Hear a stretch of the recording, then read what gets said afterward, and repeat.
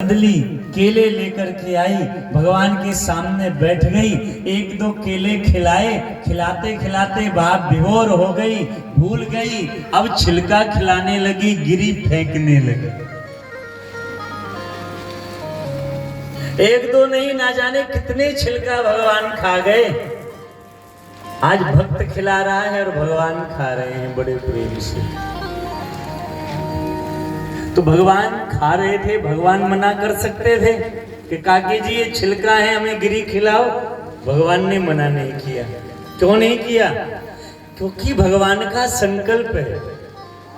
गीता में भगवान ने कहा है, पत्रम पुष्पम फलम तोयम यो में भक्ता प्रेष्यति।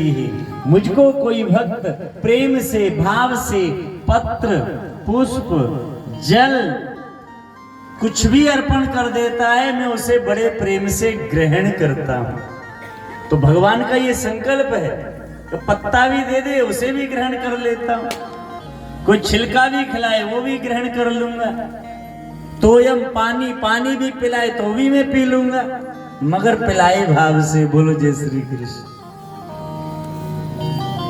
तो वह संकल्प रखने के लिए भगवान ने टोका नहीं और छिलके खाते रहे। विदुर जी आए, विदुर जी ने देखा कि कृष्ण अंदर बैठे हैं और पत्नी विदुरानी उनको छिलका खिला रही है। रोका, देवी तुम भगवत अपराध कर रही हो, हैं? खिलाने की चीज फेंक रही हो, फेंकने की चीज खिला रही हो। अब जब टोका, याद आई, देखती है कि पूरी कुटिया में गिरी गिरी दिख रही है, छिलका दिखाई नहीं पड़ रहा।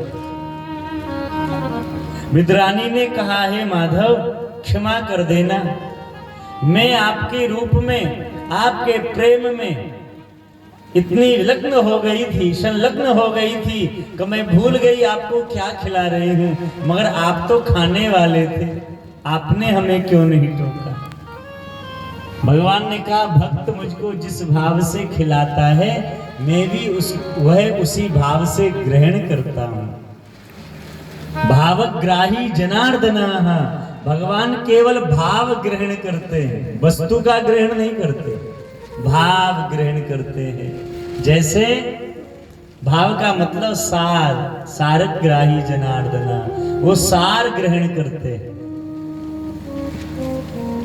जैसे मधुमक्खी पुष्प से रस ले जाती है, मगर पुष्प हमें ऐसे ही दिखाई पड़ता है, मगर उसका जो सार था वो सार तो मधुमक्खी ले जाती है। ऐसे ही हम जो कुछ भी भगवान को देते हैं, भगवान उसमें से सार ग्रहण करते हैं, यानी कि भाव ग्रहण करते हैं भक्त का। तुम प्रेम से खिला रही थी, मैं खा रहा था, क्योंकि मैं तो प्रेम का भूखा हूं।